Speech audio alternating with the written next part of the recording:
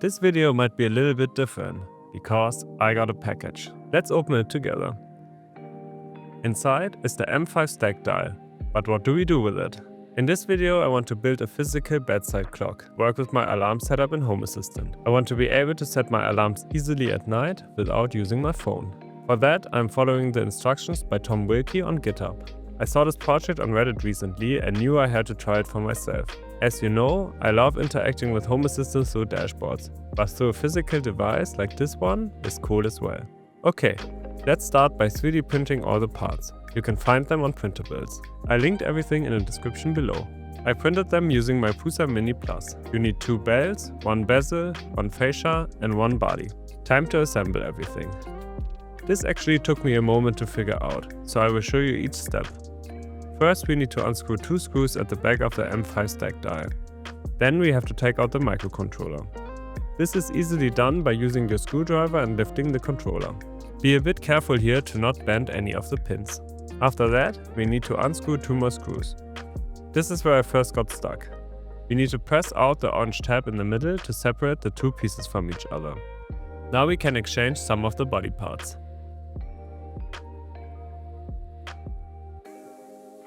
First we put in the new bezel.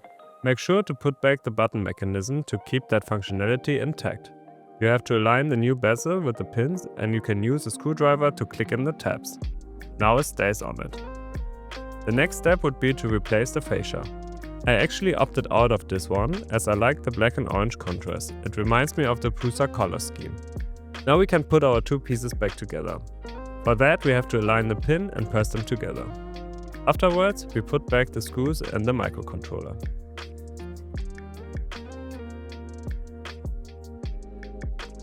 Before we put the M5 stack dial into its new housing, we have to prepare it a little bit. For that we need 2 M3 screws and nuts. With these we attach the 2 belts. For me it helped to tighten the screws really tight once to pull the nuts into the 3D print.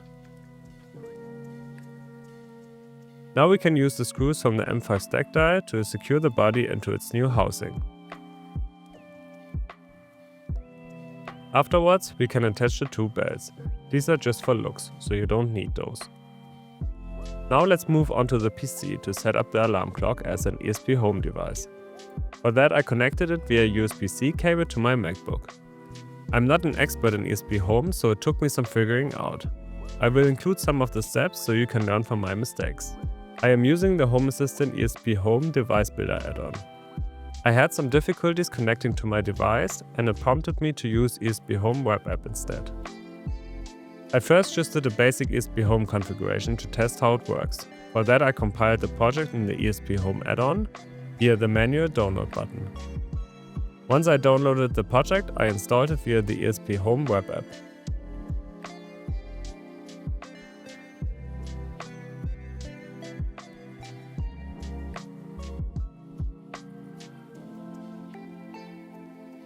After I confirmed that it worked, I copied the clock YAML from Tom's GitHub and pasted it into my configuration. I changed the OAT password and the time zone.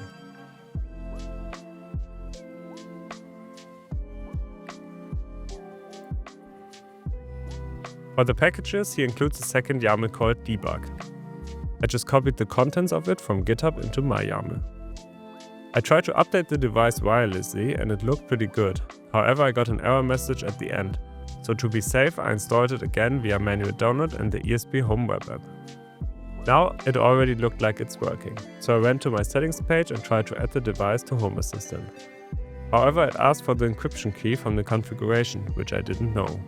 After some research, I realized that this is missing from my configuration, so I had to add it.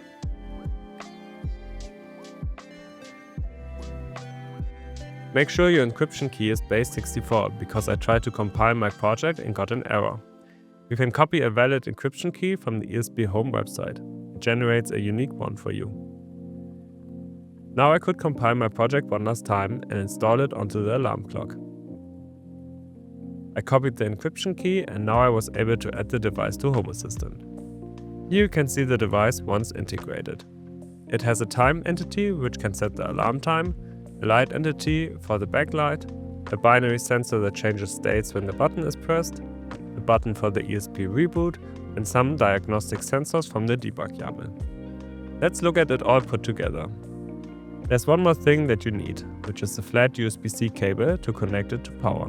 I linked one in the description that fits well. I worked a bit more on the configuration and made it work with my alarm setup. If you haven't seen the video, I will link it in the top corner. In the middle you can see it shows the status of the alarm. Green if it's turned on, red if it's turned off.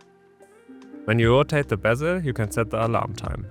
This alarm time gets synchronized with the one I can set on my dashboard.